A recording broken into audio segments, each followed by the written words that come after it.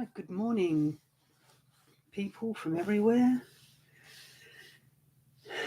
Good morning from Australia, anyway, from New South Wales, where it's a nice cold morning. My laptop is saying it's currently 10 degrees out there. It was a cold night. I think it got down to 6. But I think for most people in other parts of the world, in the Northern Hemisphere, it's probably quite mild.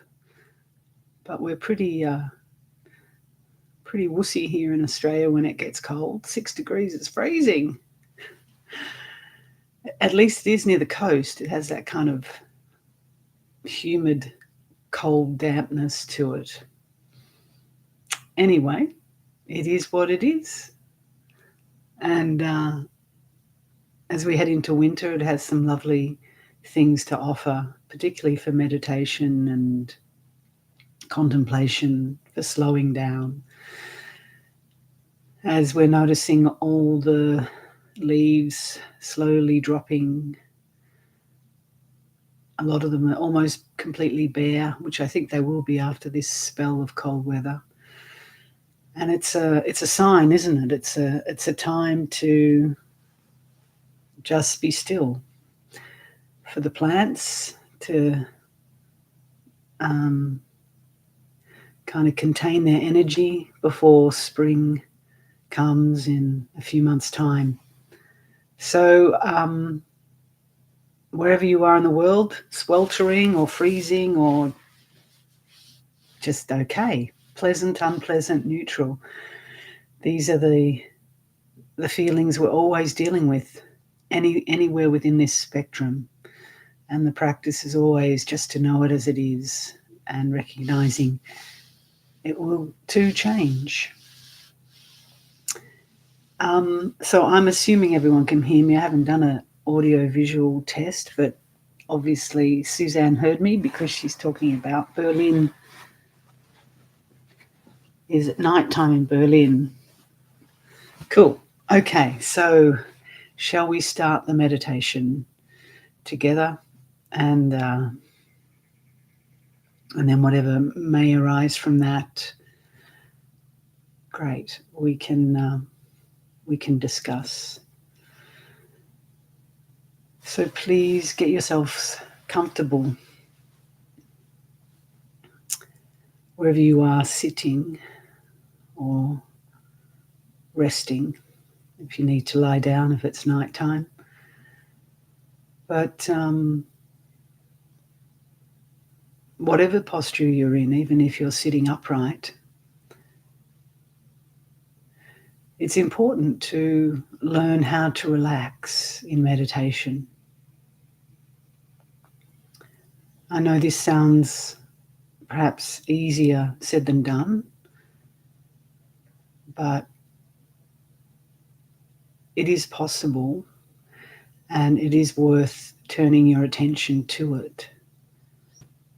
And really the only person that can teach you the art of relaxation, of letting go, and of resting is you.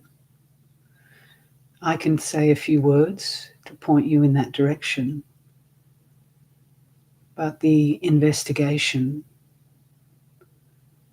the practice of turning inwards,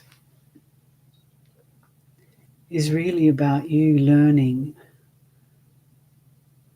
what it feels like to relax and how to facilitate that.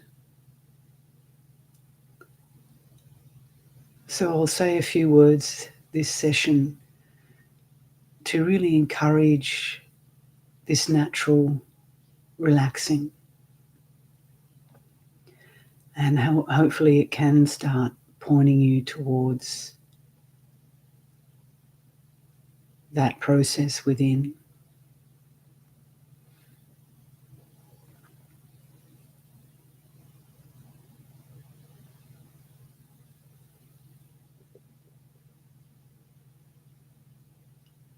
So firstly, just start to gather an appreciation of the silence and stillness.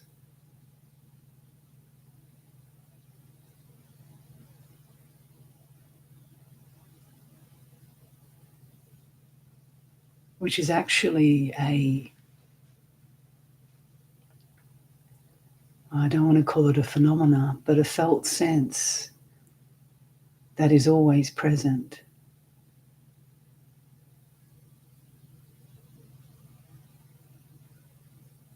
And even if there's sound outside, or my voice coming and going,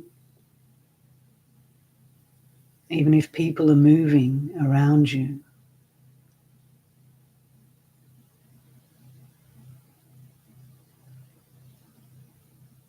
there is that stillness that you can rest into.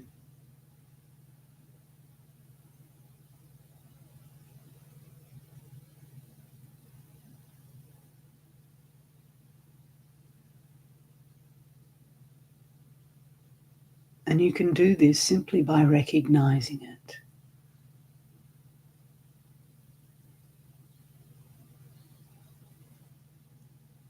And you're recognizing it as something inherent.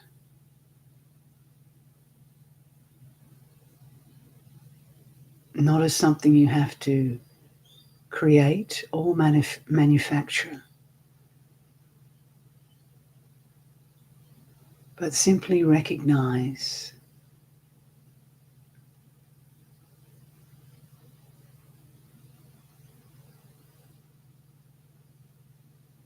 as a naturally inherent, ever-present state of being.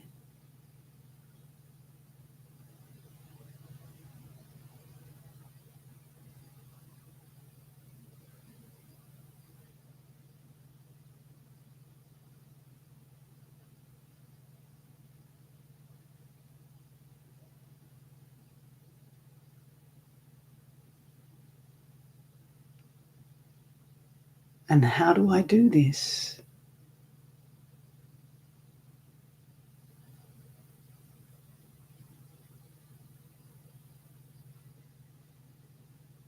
A few ways you can start is by just turning your awareness to the very sound of silence itself, just noticing the silent sound that's not a sound in between any external sounds. Just notice silence for a while.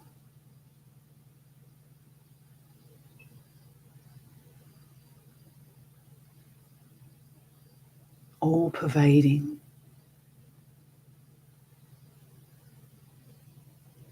ever present.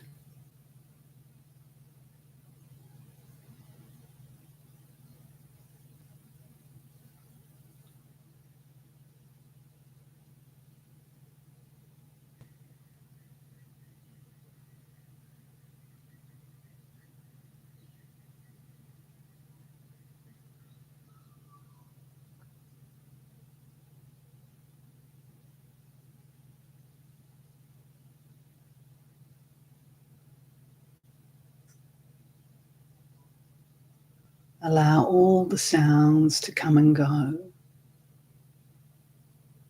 without getting into combat with anything. But keep turning your attention to the background, silence that contains them all.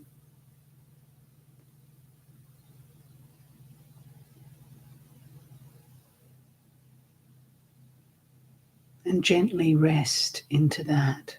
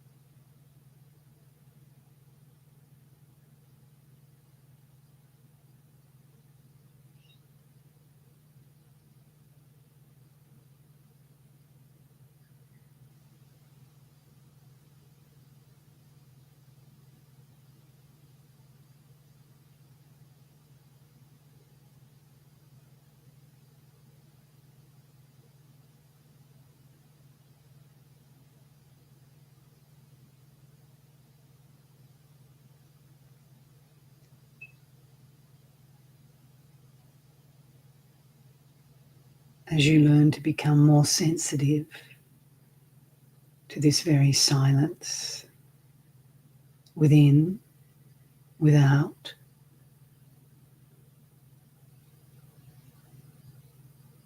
as you attune yourself to it.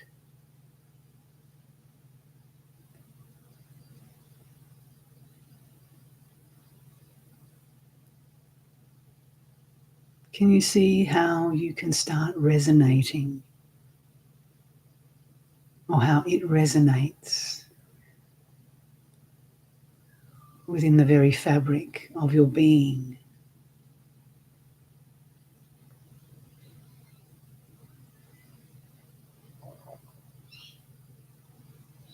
And if you find this really difficult, because it is a very subtle practice, just say the word silence, silence, a few times, with spaces between, doing it slowly. And then just notice how your entire body and mind feel.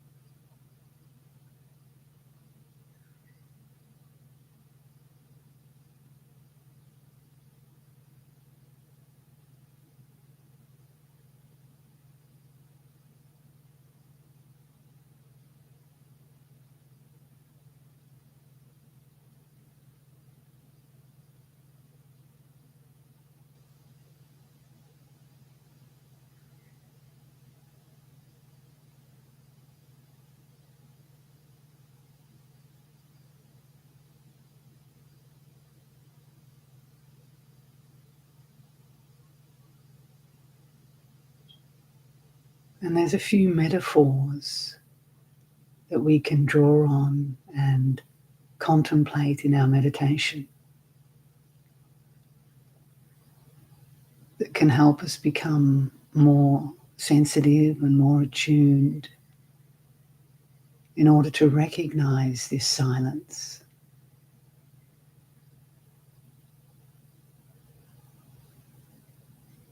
One of the most common metaphors is that of the open sky.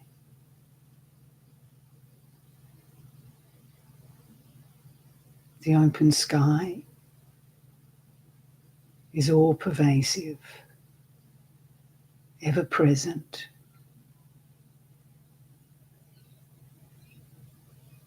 It contains everything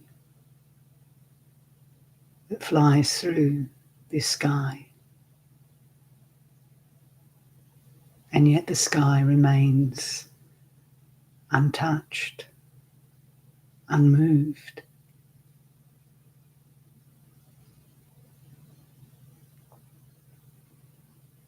Even the biggest nuclear bomb exploding is still contained by this vast sky.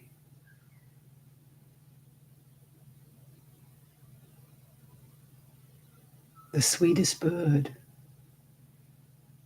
moves unimpeded through the open sky.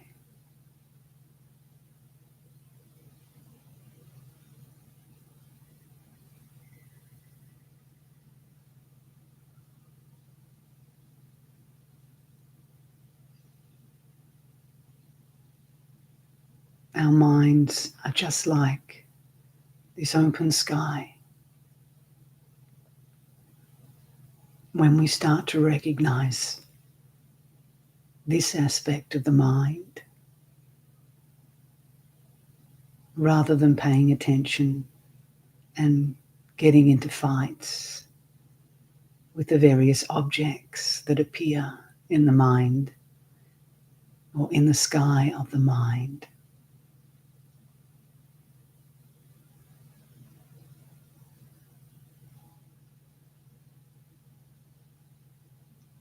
So just be the sky.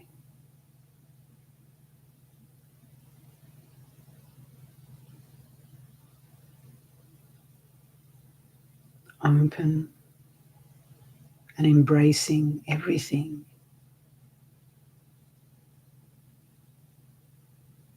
And knowing it will just simply pass through and eventually dissolve.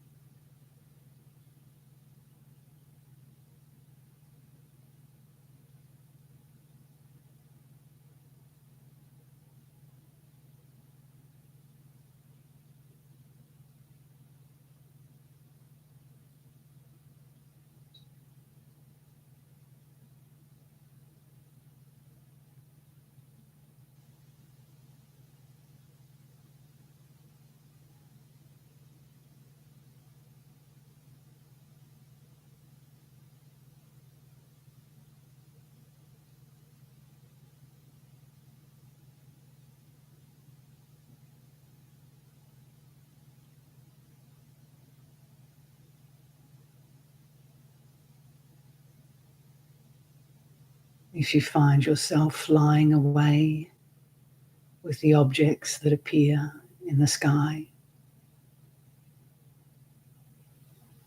the thoughts and perceptions, the memories or emotions,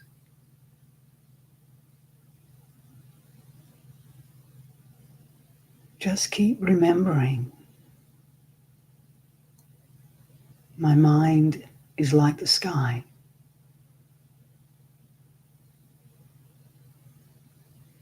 Remembering is what mindfulness is all about.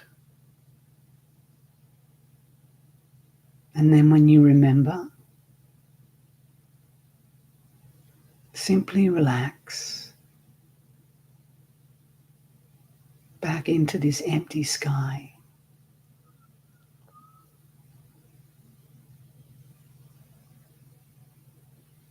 And because it is just inherently peaceful and tranquil, you don't have to try to relax. You don't have to do relaxation. You simply have to tune in to that frequency, which is your own natural frequency.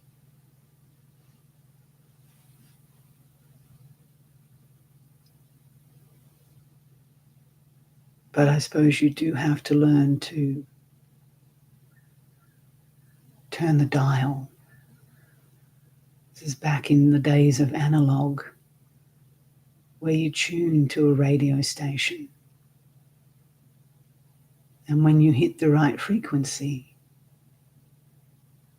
the sound comes through clearly. It's the same thing.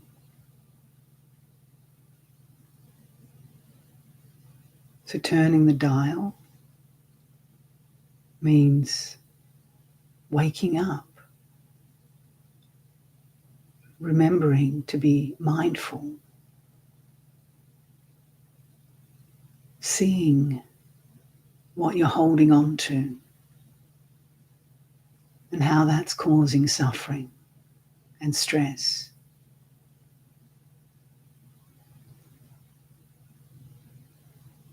And when you see that, and there's wisdom present, you can let it go. Or rather, it naturally drops off, fades away.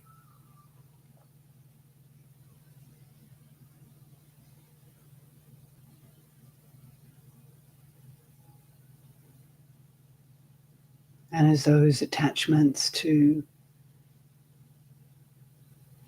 everything within the conditioned world start to fade away,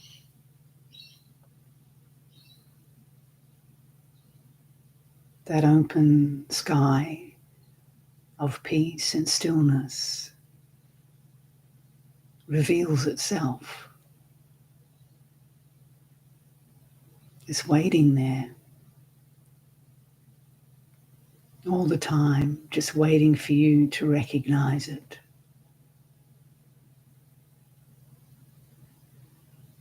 And it's nowhere else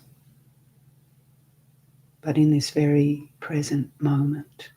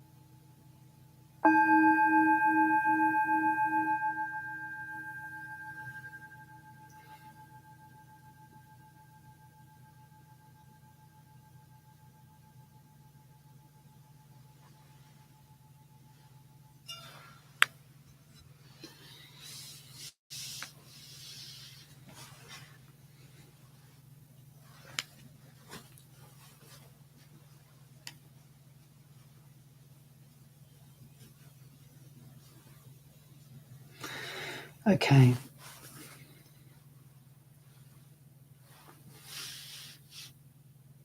I think there's been some chatting going on. Or I've missed some questions already. Anyway, so chatting is all part of the objects that appear in the mind sky. So as we turn our attention now from the vast spaciousness of silence within the mind to pick up some concepts and words, we don't have to get lost in the concepts and words. They can be, and they should be, just utilized to really keep pointing us back to the ultimate truth. So we always have to pick up words and concepts skillfully and take whatever is said really with a grain of salt, recognizing that whatever anyone says, even the Buddha, the words aren't the ultimate truth. They're still concepts, sankharas, phenomena. And so if they serve to point us towards that which is beyond the conceptual mind, then they've done their work. They've been helpful. But if we get lost in them and start argy-barging around them, arguing around them, then we're just deluded, lost in them. So bearing that in mind, let's just take up some questions, reflections, and use them as skillfully as we can.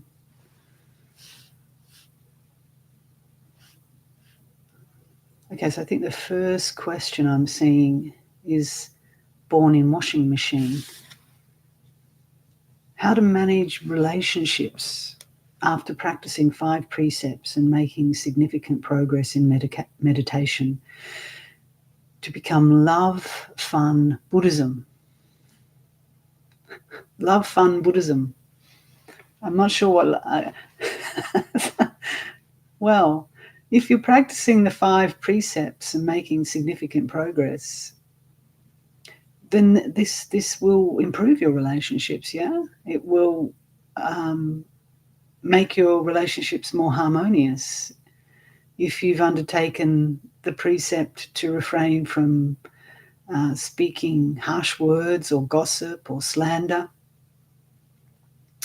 and so, instead of saying those things, there's an opportunity just to be silent or just to say something positive without sugarcoating things, then, people in your relationships aren't going to find you a nasty, critical person and be feeling defensive.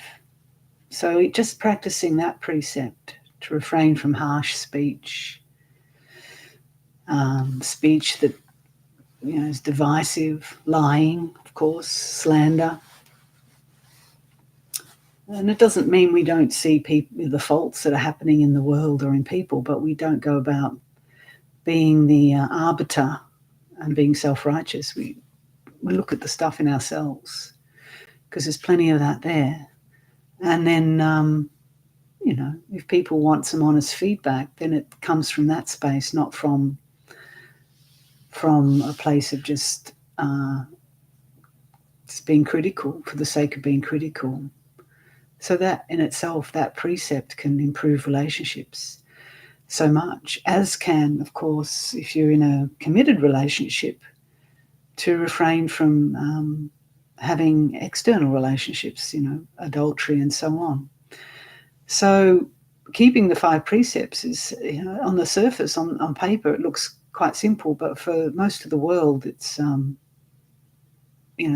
most of the world's behavior is way off. So just to do that, your relationships with yourself, firstly, will improve magnificently because you won't be experiencing guilt, fear, remorse, self-hatred. but equally those among in your immediate family and friendships will feel the effects. And then if you want to call it love, fun Buddhism, that's just lovely. Okay. All right, so pure consciousness is asking, after one attains nirvikalpa samadhi, thoughtlessness manifests and the heart opens up, one gives up the notion of God as formless and understands God is with form, formless, and yet beyond the two. Yeah, that's what it says in the scriptures. And if that becomes one's reality, then one understands that.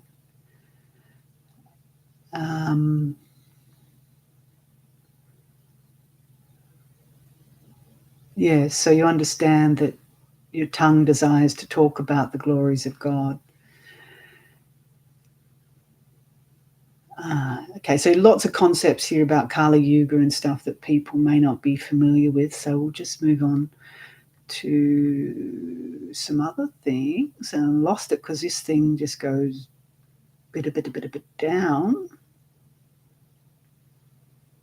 Do you always experience oneness, or is there an experience that is still oscillating? The thing about oneness, it's not an experience, is it? When you really understand it, realize it, that's what I was trying to point to in the meditation, using metaphors and words. Probably words I use a bit clunky, but it's just trying to remind us that that oneness, that feeling of open, empty space is ever present. So it's not that you have to experience it, you just have to keep recognizing that that is the backdrop. And things will still, the mind oscillates. That's part of the mind. The thinking, recognizing sounds, labeling things. This is all the conditioning, and that goes on. Even for one who is fully realized, it's not that they become kind of a void of nothingness, or blankness. The difference is they don't identify or cling to anything as being me, mine, good or bad, right or wrong. But the experience of the body is still there, the experience of thoughts come and go, but there's a completely radical, different understanding. And if there's no clinging and no identification, then there's a sense of freedom. And you can experience that just in that meditation, even in that moment when you, recognize the clear nature of mind that is always open and free, and things drop away just for a second, just recognize that. And don't label it an experience. It's like the scabs are just dropping off and you're just coming back to your natural state. So how can your natural state be an experience? The natural state is the natural state. And things come and go. So what? That's part of being in a human form and having a consciousness, a human consciousness.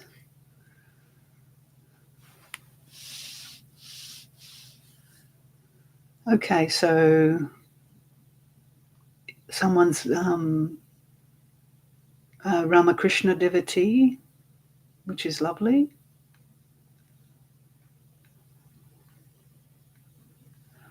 Okay. Decisions. How do I let go of I think important decisions, even as I still have to make decisions? How do I hold my choices more lightly? How do I let go of the importance of decisions? I think, if we're labeling decisions important, then we are giving it certain power. So just notice that, if we're saying this is a really important decision, it's going to make or break me, then that is empowering it with some sort of energy that's kind of contrary to being light about it.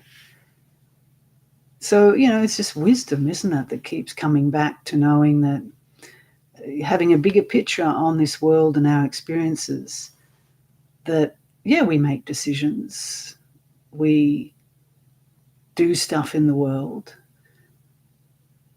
but the more we, practice formal meditation or bringing that wisdom into everything we do as we move through the world, so we see ourselves becoming anxious about a decision that we have to make, and just this, I'm anxious, I'm wanting to control the outcome, and just seeing how the self keeps coming up. And then when it comes up like that, it creates stress.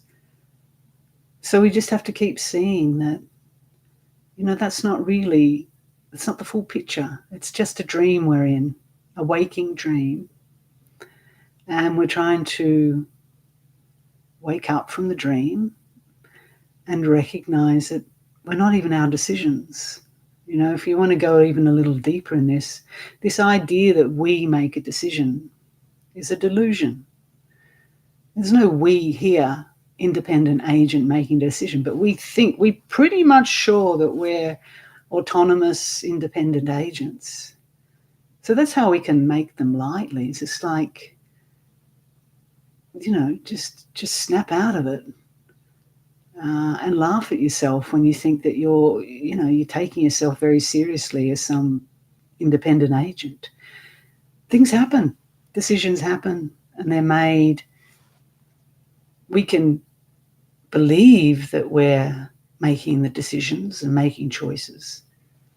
But as you go deeper, you realize it just, it's a lot deeper than that. I don't want to say too much because it can get a bit woolly. But you have to see it in your own heart, particularly in deeper meditations. Uproots this idea of a me here making decisions. And then we can just, as they say in the Christian tradition, just let go and let God make the decisions. It's a very skillful way to be in the world. Not my will, thy will. And if it helps you to just say, just let a higher power make this decision, and I know it'll turn out. If that's helpful, that's why, we create these ideas or feelings that there's something within us that's much bigger than us, which isn't a self, of course. Don't make it another self. But just getting away from this idea that there's a me, ego here making all these important decisions, and let life just flow,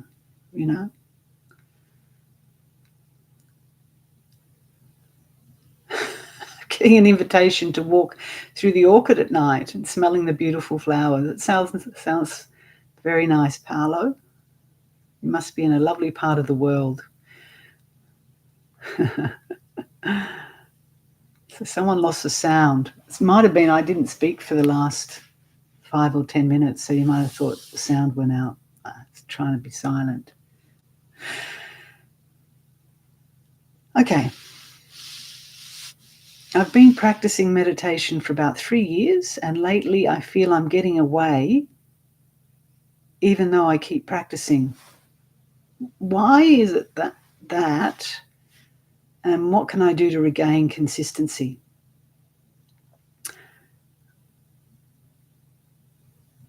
I'm not sure what you mean by getting away, because there's nowhere you can get to. But the practice is to know, and I'm just going to make some assumptions here about what you're saying in the question. So you feel like you're not getting anywhere, perhaps, rather than you feel you're getting away. Well, firstly, there's nowhere to get. But what you can do is keep recognizing this frustration that comes up in your mind that you are wanting to get something or get away from something. That is the practice. Where you are experiencing this very rubbing is the place that's going to rub and make gold. So stay with that. Oh, look at me. I keep saying, I want peace. I want jhana. I want whatever you want. Or I don't want to just sit here and watch this crappy mind, complaining mind. So that's what you have to wake up to. How we're always always wanting to get somewhere or get away from something. We're never happy just sitting here being the open sky of emptiness, because that's scary. Why is it scary? Because we don't exist. You know, for a moment, we let go of all that, and our ego goes, oh no, if he or she sits there in emptiness and silence, what about me and all my whinging and desires? And, you know, so that's where you need to stay. Stay with that whinging, desiring, aversive mind and get to recognize it and not be fooled by it. And don't start thinking that you're actually at a good point in your practice. You know, you think it's a bad point because maybe you started off, as a lot of beginners do, having, you know, some good insights and moments of bliss. And then all the dirt crap starts to come up. That's great. That's exactly what needs to happen. So good on you. You're in a good place in your practice. You see, you have to reframe this and understand that it's not what you think it is.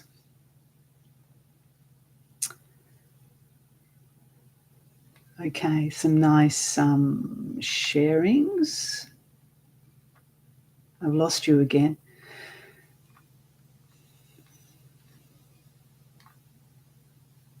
Okay. Good. All right.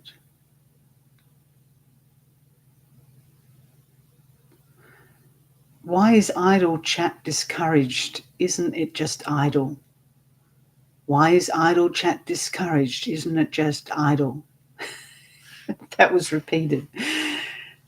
Well, look at idle chat. See what it does to your mind. That's, you know, it's not a prohibition. It's not, thou shalt not chat. It's just when you do get caught up in chat, idle chat. So let's say idle chat is just gossip or nonsense or just, you know, just speaking out whatever pops in your mind. If you notice that about yourself as you get older, I have, and I noticed this in my parents, particularly my mum. You just say whatever comes in your mind, and it's just gobbled. You know, it's not really that important. So it's like, ask yourself, is this really worth saying? Does this add anything to the conversation? And if I didn't say it, am I able to just sit in silence? You know, and just notice the difference in the quality of the energy in the room, the peace in your heart, and the quietness in your mind when you refrain from just talking nonsense or just speaking for the sake of speaking. I mean, that's what the social media is for, isn't it? Just, I've got an opinion, I'm going to write it down, it's really important. Or I'm going to say this, I'm 26 years old and this is blah, blah, blah. Or have you noticed, I try not to read them too much, but it is insightful. The world has opened itself up now to listening to everybody's nonsense. Once upon a time, we just had to listen to a few people's nonsense. They were generally the elite. And now we have to listen to everybody's nonsense. Well, we don't have to listen. We can choose not to listen. But, you know, it's in our faces, in the comment sections, in the letters to the editor, in TikTok, whatever it is, Instagram, the Twitter, you know, this too, you know. YouTube's full of comments. That's why I sometimes turn them off. It's not to say that some of these comments aren't wholesome and you know, full of gratitude, and a lot of them are full of wisdom, but sometimes it's just so much, you know. And the teaching, the masters are telling us to be quiet, and we're going, this is a really I remember Ajahn Chah gave this talk. Tanisra, my friend Tanisra tells this talk. She went to listen to Ajahn Chah in London when he came out in the 70s, and she was a young woman, I think in her 20s. And he's giving this talk on Dharma, and during it, or at the end, he said, you know, if you're listening to this talk and saying, this is really good, this is right, or this isn't good, this is what he's saying isn't right, you're not really listening. And Tanisra tells the story. She's going, yeah, that's right. That's really good. That's right. So, it's even having an opinion about something that's good, like spirituality or some masters say, oh, it's really good. It's still us coming up with taking sides. He's a great teacher. He's the best teacher. He's the worst. She's not much of a teacher. We're always taking sides and saying this is a great teaching, or, like people, Nisargadatta's the best teacher. So, or this one's the best for me. We're always saying best, worst, up, down. We can't just shut up and listen and really hear the teachings. So, and that's why the world is full of idle chatter, comparison. 1 minute someone's up, next minute people are pulling them down. And it's just the mind doing its thing, but in a really noisy way now. And we're subjected to everybody's noisy monkey mind. And it's not just a monkey mind, some of it's extremely damaging. And there's a few wise voices out there, but they tend to get drowned out by all the opinions. Anyway, that's my big rave. Should have typed that into the comments. I'll write it on Twitter and tell the world what's wrong with it. So now shut up. All right, Jenny, does Dharma have two different expressions? An earthly one with experience and a universal expression of the spaciousness, or is it the same thing? Yes and no and yes, and it's not that helpful, I think, to talk to that. Again, it's just going to be more words with opinions about it. It has to be seen into directly. In the Tibetan tradition, they do talk about nibbana or nirvana and samsara as one. And, it sounds really good, and then we start creating ideas around that. But when you really understand it and experience it, and, it should be leading us more into a space of quiet, because the way we perceive the earthly experience is through our deluded, conditioned mind, right? And then if we start dividing up that there's the universal expression of spaciousness and there's the earthly one, we're just back into this dualistic notion of splitting things up. So, and words, concepts, and spiritual paradigms do that. And there's some relative truth in it. But if we just come back to practicing, which is really what I'm trying to encourage people to do rather than get lost in concepts, that understanding of spaciousness encompasses everything, and at the same time there's an earthly experience that's not separate from it. Anyway, I appreciate your question,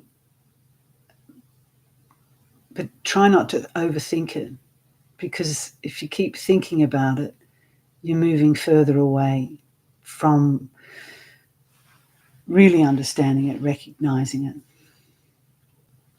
And I think Dave's question below is kind of what I've just spoken to.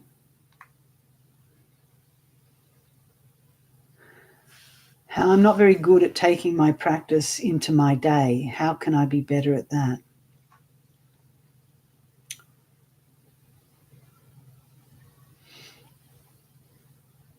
Well, there's something within you that's got some big judgment around that you have to do something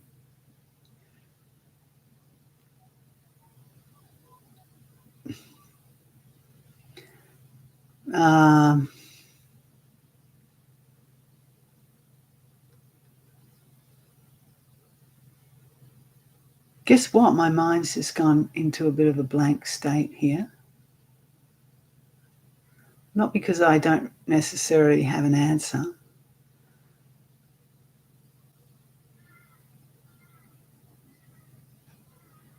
Let's just stop trying to be better at anything and just notice what is. You know, here's your day, Jonathan, right now. Just notice what's happening right now. And, you know, if your habit is to say, I should be doing better at this, what's going on? I should be better at this. Just notice this voice, this super ego that's kind of constantly judging us, sitting on our shoulder saying, you should be practicing, you should be noticing, you're not good enough, get better. That's what you have to notice and let go of. So how can you be better at just being present and alive? That's what you just got to just be. Go back to 2 years old and just be uncomplicated, unsophisticated, unthinking, and give up this notion that you've got to be good and get practice and be better. Just notice that judger.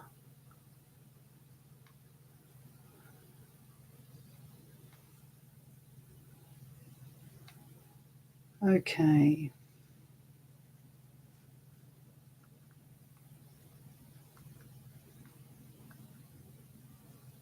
What are the biggest traps in spirituality? There's so many traps, Ismail, so many traps.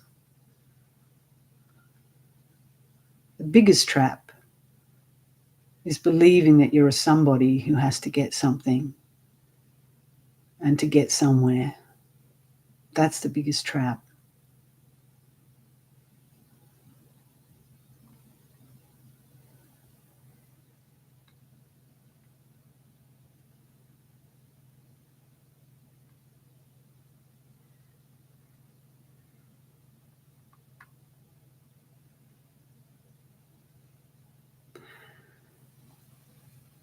So the comments. Jeez. So why don't we just finish the session with some silent meditation and just recognize here and now how the mind just wants to constantly grab at something. Whether it's an idea, a view, an opinion, whether it be the grandest view in the world or the meanest, petty opinion. Just see your mind as it jumps all over the place.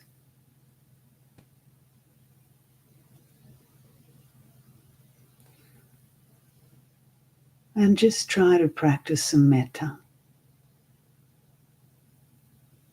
meaning, may I have some compassion for this deluded state of mind. May I recognize my own natural state of stillness and quiet and inner peace.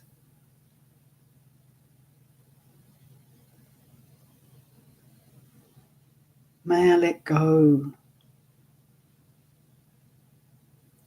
of believing the problem's out there and that I have to fix it, that I have to change the world, fight the world, recoil from the world.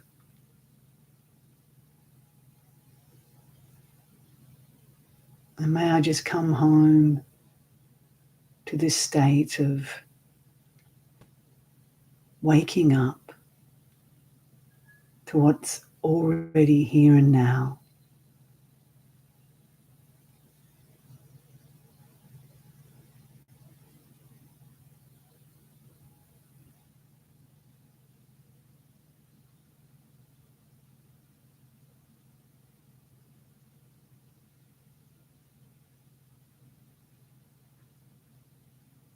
And may all beings,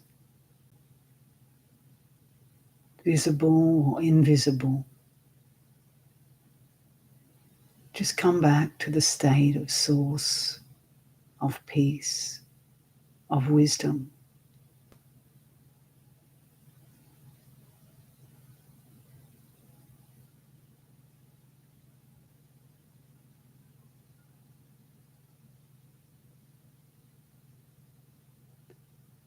And this month is a very important, holy, sacred month in the Buddhist calendar. It marks the occasion, the month, the full moon of what's often celebrated in May, the full moon of the Buddha's birth, enlightenment, and parinirvana.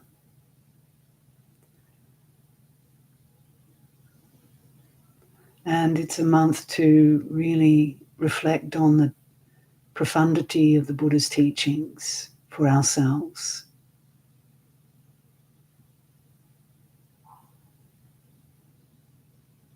And if you don't connect with the Buddha's teachings, then a genuine master is pointing to the same truth.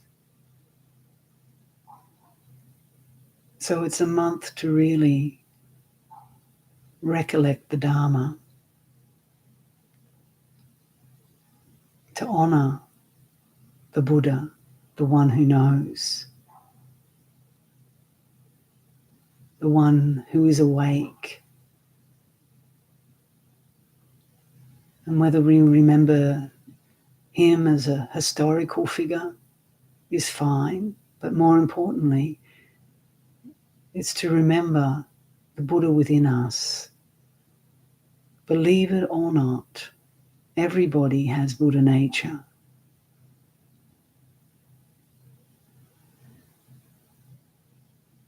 Lurking in the background of all the views and opinions, comments and movement, fighting, politicking, sexualizing, grasping. There is Buddha nature to be realized.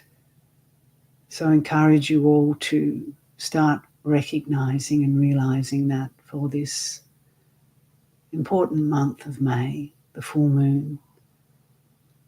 And I wish you all well, and may all beings in the world wake up. And I bought my lovely bell, so I end with that.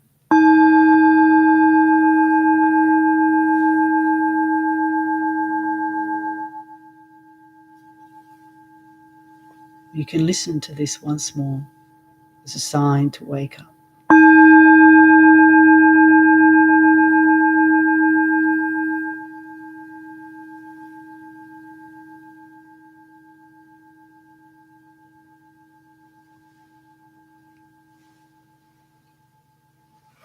Okay, take care everybody, and may you be peaceful.